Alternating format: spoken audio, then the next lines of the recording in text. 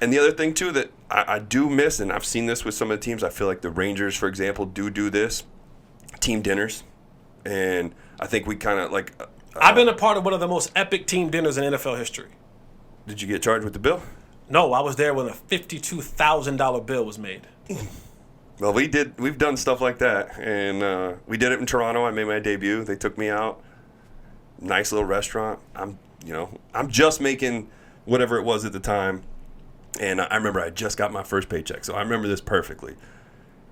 Paycheck comes in, $22,000. Oh my God, 2 weeks. Oh my Lord. Oh my, thank you so much. And then hey, let's go to dinner. Oh, okay, I'm good. Now, is it the team? Is it just pitchers? This is mainly pitchers. Okay, gotcha. I was like, okay, my brother's here. Is that okay? Yeah, that's fine. Bring him out. Who cares? Okay, cool. I'm in awe just looking at this check. I can't believe it. It's so great. And then we go to dinner. We get there and crushing all this food, and I'm just enjoying myself, drinking some wine. They're trying to get me all drunk, have a good time. Like, you just had your first MLB appearance. Like, you came in at extra inning game. You're definitely not throwing tomorrow. Like, you did your job.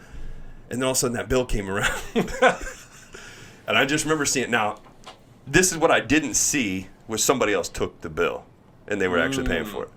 But then they had the other bill, like the fake bill, come through. And I remember it got right to me, and I'm like, I'm kind of messed up at the time, and I'm looking at it and like, hey, you got that, right? And I was like, yeah, I got it. And I opened it and I looked and I was like, oh, good Lord. It was $32,000. I was like, that paycheck I had. Oh, man. And I looked at my brother and he goes, what's wrong? I was like, you want to see that? You want to help me with this?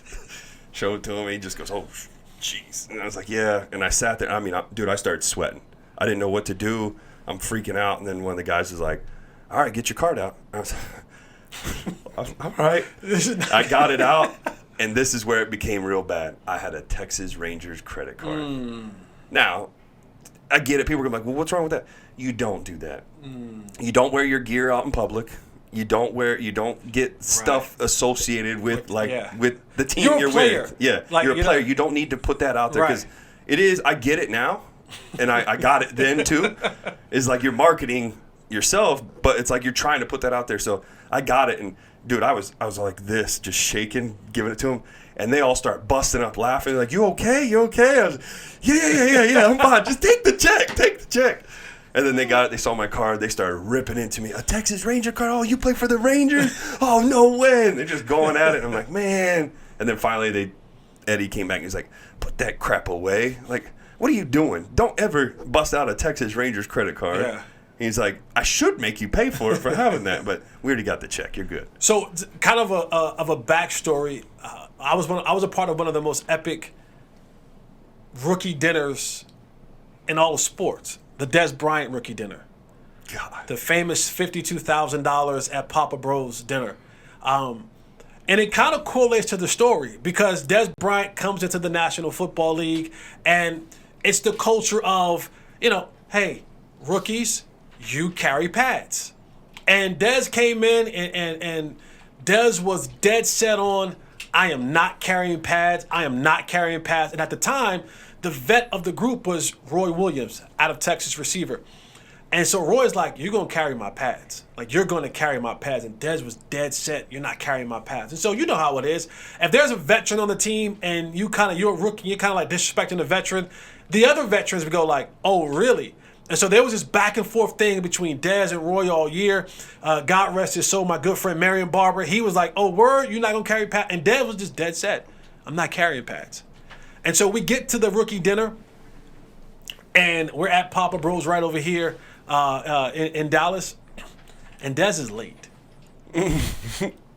He's late. Yeah, it's a no-no. And by the time that Dez got there, I'm not a drinker, but they said, well, what's the most expensive liquor you have?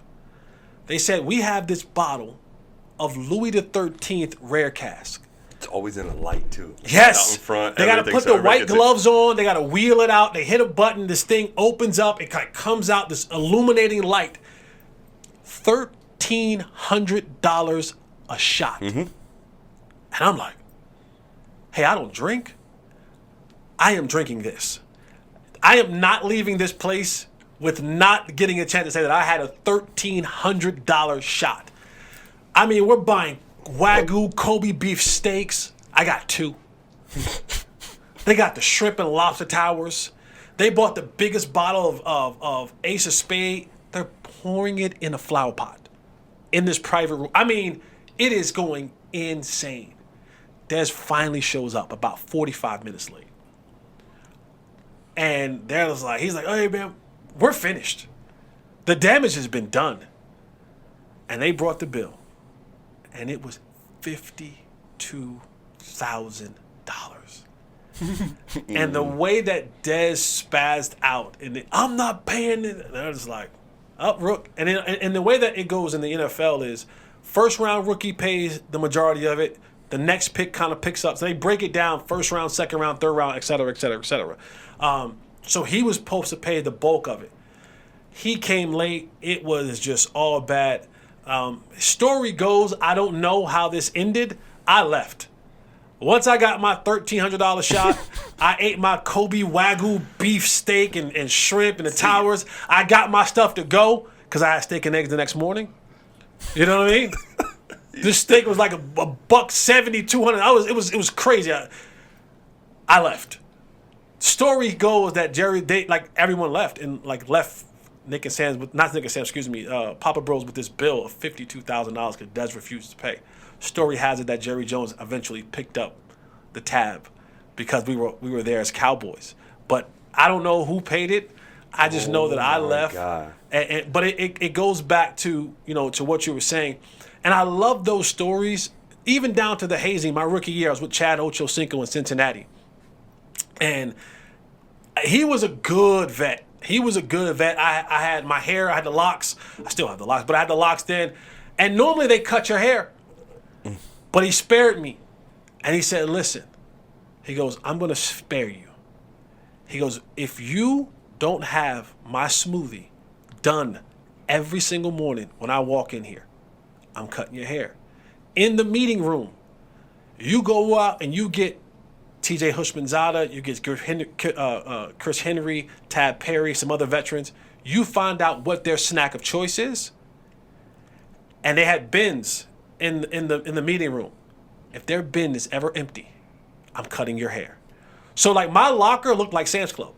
Literally sunflower seeds, gummy bears, lollipops, fruit snacks. The bottom portion of my locker, you thought it was Sam's Club. Because I was like, never am I going to miss an opportunity to not have this stuff stocked in the meeting room.